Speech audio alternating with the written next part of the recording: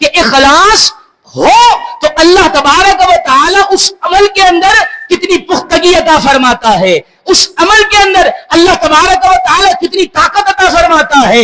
اگرچہ دکھنے میں چھوٹا عمل ہو لیکن اخلاص ہو اللہ تبارک و تعالی اجر بہت بڑا دیتا ہے.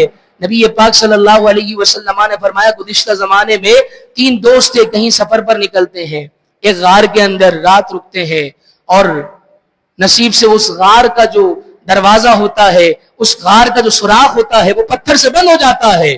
اب پریشان ہوتے ہیں، بڑی کوشش کرتے ہیں، اپنی طاقت آزمائی کرتے ہیں، وہ پتھر ہلنے کا نام نہیں لیتا. بس اب یہ سمجھتے ہیں کہ ہماری زندگی کی آخری سانسیں چل رہی ہیں. لیکن ان میں سے پھر ایک مشورہ دیتا ہے کہ ایک کام کرتے ہیں، اب تو دنیا کا سارا آسرا منقطع ہو چکا ہے، اب تو جو کرنا ہے رحمت خداوندی نے کرنا ہے. اللہ اکبر کبیرہ. اب وہ تینوں اس بات پر کیا ہے جمع ہوتے ہیں کہ زندگی میں کوئی ایک ایسا عمل کہ جو فقط اللہ کی رضا کے لیے کیا ہو وہ یاد کرتے ہیں اور اس کو یاد کر کر اللہ کی بارگاہ میں اس کا وسیلہ پیش کرتے ہیں، شاید کوئی نجات کا ذریعہ بن جائے. ایک شخص کہتا ہے اللہ کی بارگاہ میں ہاتھ اٹھاتا ہے اور ہاتھ اٹھا کر کہتا ہے اے باری تعالی، ایک مرتبہ کی بات ہے کہ میں اپنی کزنز کے اوپر عاشق ہو چکا تھا، وہ بارہا میں نے اظہار کیا، لیکن ایک مرتبہ اس کو ایک ایسا واقعہ پیش آیا کہ اس کو پیسوں کی ضرورت پڑی.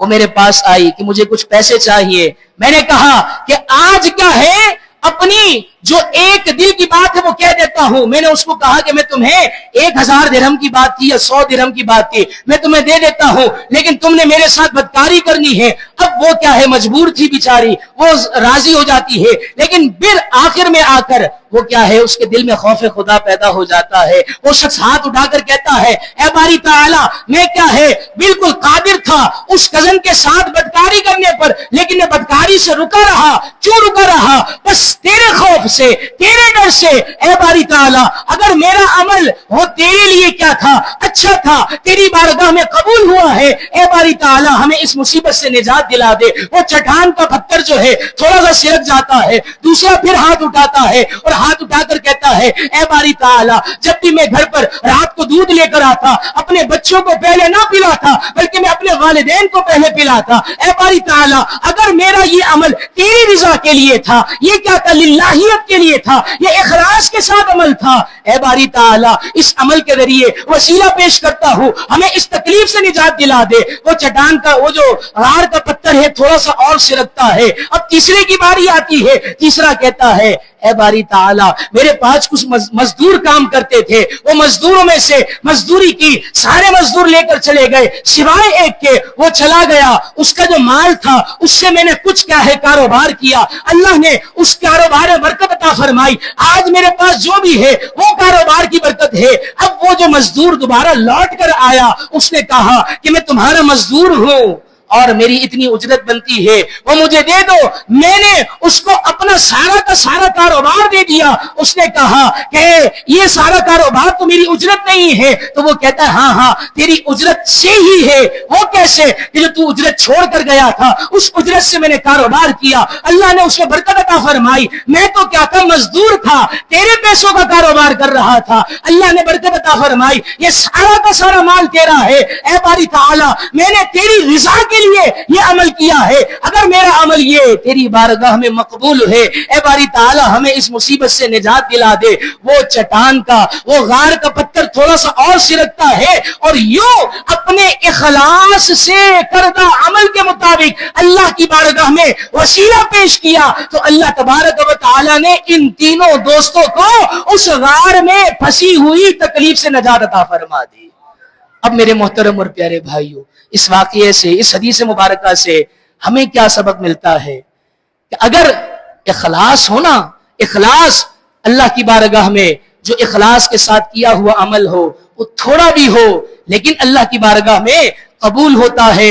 اور اگر اخلاص کے ساتھ نہ ہونا تو پھر پہاڑ جتنے بھی عمل کر لو कल बरोज़ क़यामत वो मुंह पर दे मारे जाएंगे। क्यों? क्योंकि तूने क्या है मेरी रिजा के लिए नहीं किया था। फिर कुर्बानियां हमारे लिए जरिए निजात नहीं बनेगी, फिर सदका और खैरात हमारे लिए जरिए निजात नहीं बनेंगे, फिर नमाज हमारे लिए जरिए निजात नहीं बनेंगे, फिर ये रोजा, ये ज़कात, ये हज क्या है, बिल्कुल बेकार चला जाएगा अगर इसमें रियाकारी होगी। और रियाकार का जो ठिकाना है वो कहाँ है?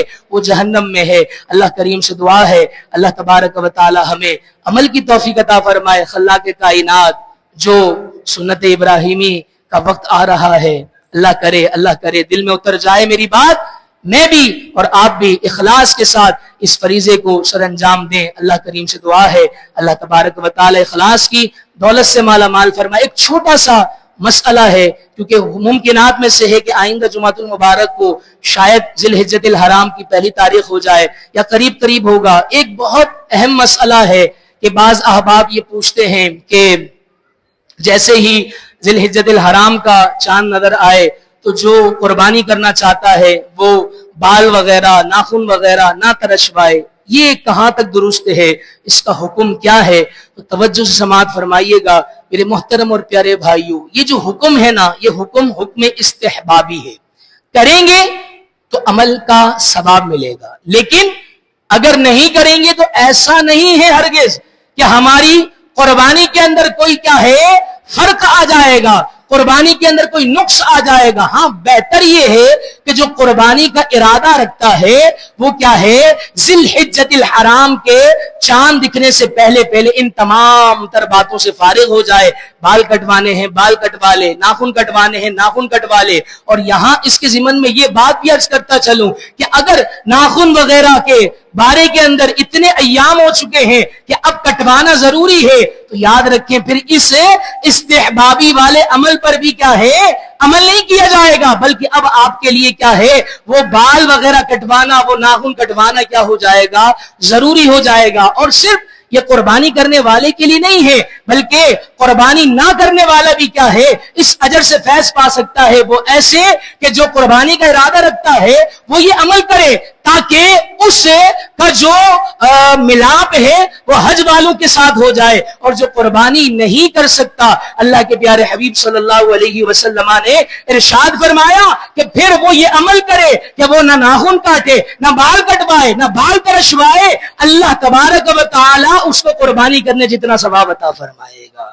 तो ये अमल बार बार कहूंगा, ये इस्तेहबाबी अमल था, करेंगे तो सवाब मिलेगा। अल्लाह करीम से दुआ है अल्लाह तबारक व तआला हम सबको अमल की तौफीक अता फरमाए। आमीन बिजाहि नबील अमीन सल्लल्लाहु तआला अलैहि वसल्लम।